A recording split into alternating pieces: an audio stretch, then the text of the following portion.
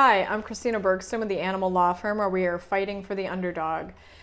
Originally I was gonna, not that you can read this, but I was going to actually read you part of a response to a motion to dismiss that I had in a New Jersey case, and I just banged out a response to a motion for partial summary judgment.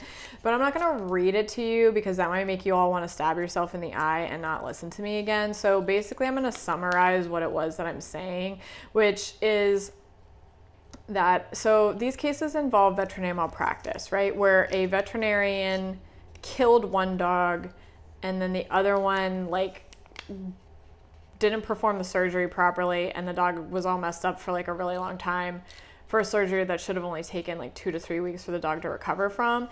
And anyway, long story short, so we're asking for emotional distress damages in these cases, and these attorneys are like, blah, blah, blah. That's just how that's just how I imagine opposing counsel, because they're all these old white guys, and I don't know why, I just always imagine that they have a pipe and a handlebar mustache, and they're just like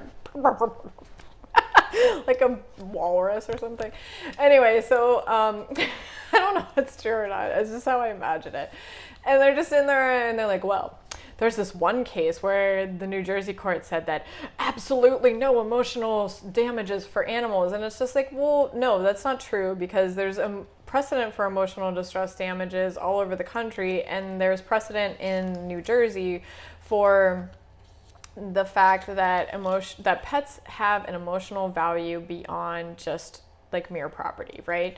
So the axiom that all pet related legal matters stems from it, or not stems from, but the overarching issue that I have to deal with in all these cases is that pets are property, right? Under the law. And I'm like, that's BS, but whatever. So, okay, fine. If pets are property, then why do veterinarians get to charge tens of thousands of dollars for cancer treatments, for blood screenings? I mean, every time I walk in the door for my veterinarian, it's easily $275 just to see somebody.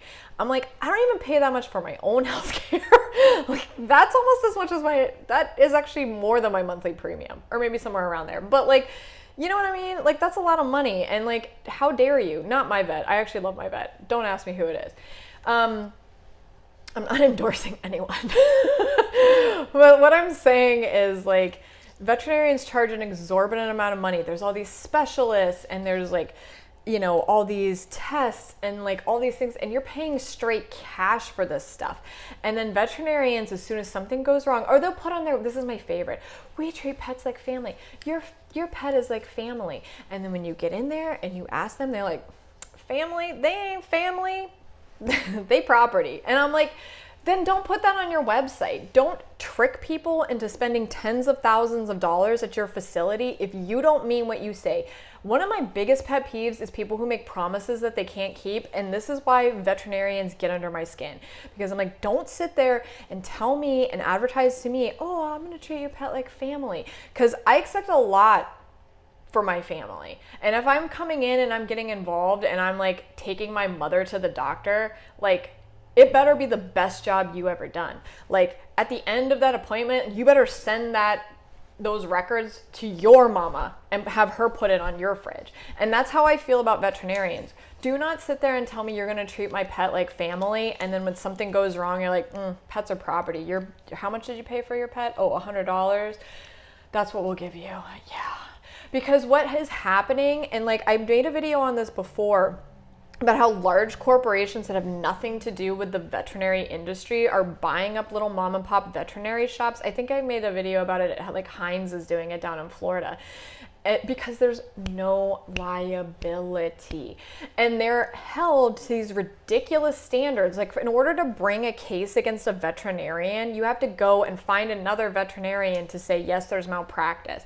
That's insane. If I want to bring a case against another licensed professional, an electrician or something, I'm not aware. Maybe I'm wrong. If there's any other electrician attorneys out there, correct me, but I'm not aware that I have to go out and find another electrician to write a letter saying yes, this electrician deviated from the standard of care.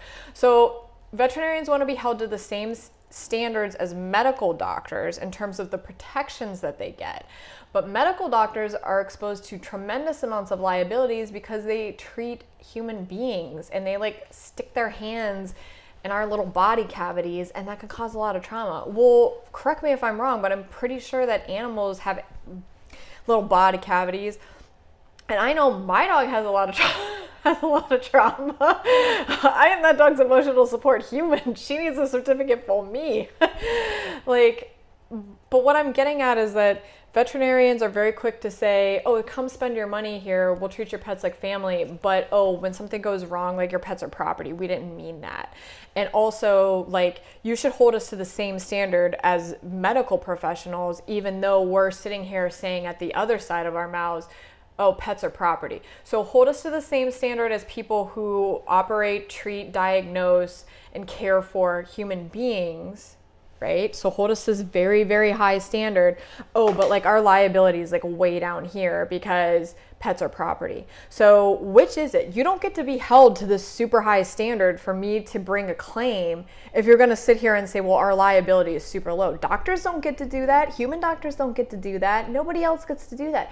So like, let's put our money where our mouth is, people. And this is where I'm calling on you legislators. Like, you need to change the law because this is not fair. People are not being made whole. They're spending tens of thousands of dollars to get treatment for their pet because this veterinarian is lying through their teeth saying, oh yeah, if we just run one more test, if we just do this one more thing for your fur baby, like, I know it's so expensive, but your fur baby. And then you're like, yes, of course, take my money, save my dog. And then when like something goes wrong, they're like, oh yeah, but like your dog's worth about as much as like my easy chair. Then like, that's not cool. That's not fair. These people our lives are getting ripped apart. And like anyone who has experienced veterinary malpractice or like had to care for a sick and suffering animal, like knows how devastating that is to watch. And so the laws need to change, not just in New Jersey, but in Pennsylvania and Colorado and Tennessee.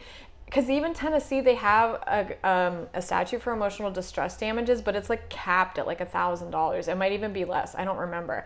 So like we're still not doing right by pet owners. But yet, I think the last time I looked at the statistics, like the American pet industry is like worth over 130, 40, 150 billion with a B, sorry, I can't like that. That's so much money. $150 billion. And we're like letting veterinarians get like a massive piece of that $150 billion pie. And then when something goes wrong, they're like,